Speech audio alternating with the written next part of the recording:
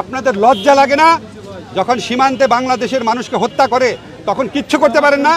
লাশ হস্তান্তরের জন্য হাতে পায়ে ধরে একটা ছেলের লাশ সাধারণ থেকে ফেলে আমার মনে হয়েছে এটা কি গাজা স্ট্রিট, আপনারা কি ইসরায়েলি বাহিনী?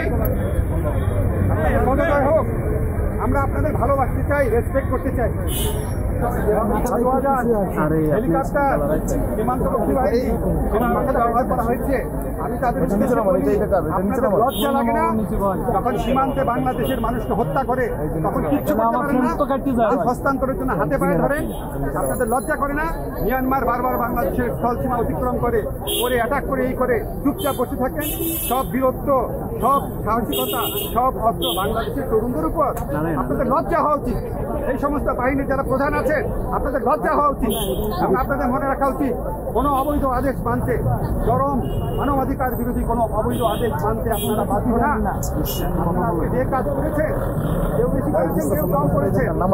আপনাদের পরিবারে এমন সন্তানকে জিজ্ঞেস করে দেখেন, জিজ্ঞেস করে দেখেন আপনারা ঠিক কাজটা করেছেন কিনা। একটা ছেলের লাশ সাধারণ থেকে ফেলে আমার মনে হয়েছে এটা কি গাজা স্ট্রিট, আপনারা কি ইসরায়েলি বাহিনী?